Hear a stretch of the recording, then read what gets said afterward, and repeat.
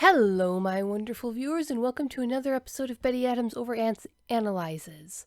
Today is May the 4th, and the first episode of The Bad Batch has dropped, and you can color me intrigued.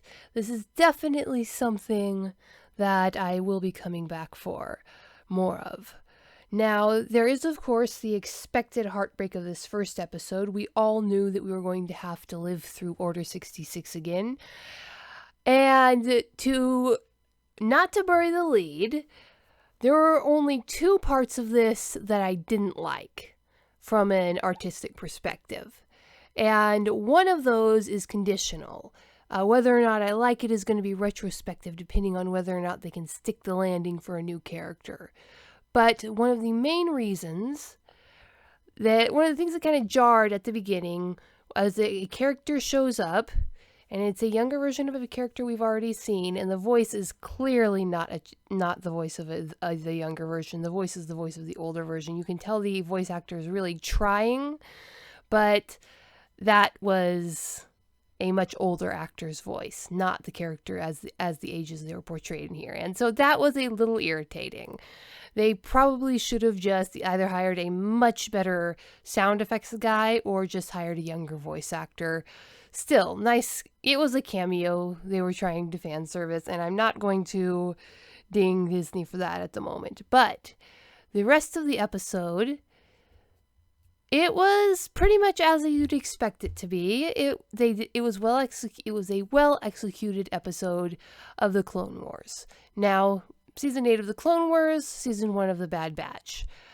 There was one moment where I just said, oh no, not this. And yet they managed to pull it off.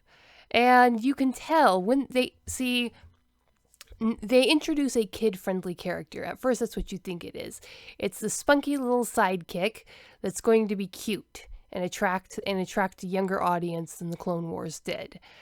And I was all ready to be irritated, but the show not only lampshaded that irritation, the writers followed along with my feelings and expectations, laughing at them the entire time. It was a very interesting experience. I've never felt a pre-made episode was quite so interactive with the watchers before. These writers clearly know who they're writing to. They know how we're going to react.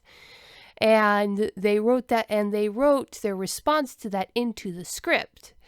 And so I am intrigued. I am very much intrigued. Of course, this is a spoiler-free review. But I'm going to say some things that are, I guess, mildly spoilery. It's nothing we weren't expecting from the fact that this is going to be about the Bad Batch post-Order 66. It's looking a lot like an A-Team setup. Possibly Hogan's Heroes. But more likely an A-Team setup. So we knew that from the teaser trailer, so that's not really a spoiler. But I am willing to come back and watch more. I'm even willing to give this new character, who I was ready to punt out an airlock when they first showed up on screen, from sheer anticipatory irritation. But I think I'm willing to give them a chance. So I'm not willing to declare this show as good as the Clone Wars yet.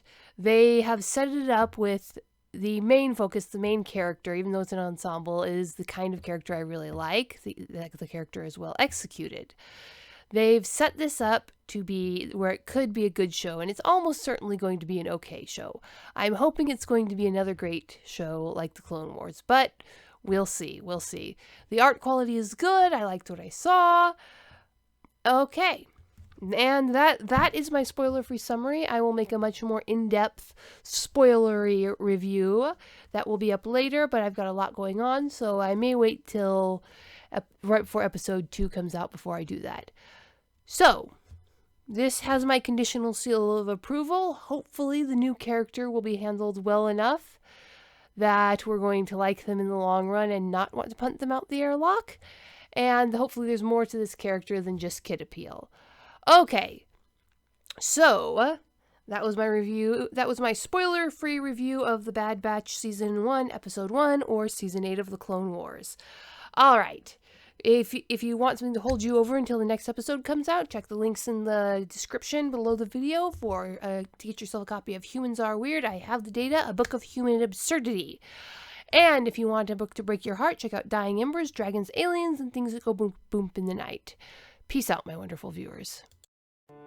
The book from author Betty Adams, Humans Are Weird, I Have the Data, is a humorous look at human behavior through the eyes of aliens. This book is arranged in separate reports or essays, documenting the experiences with humanity through the lens of the aliens who have to interact with them. This anthology of short stories and vignettes from alien points of view highlights some of humanity's quirks we can all relate to. Author Betty Adams captures how strange and interesting humans can really be. This is a fun collection of stories you will really get a kick out of. Humans Are Weird, I Have the Data, from author Betty Adams. Order your copy right now on Amazon.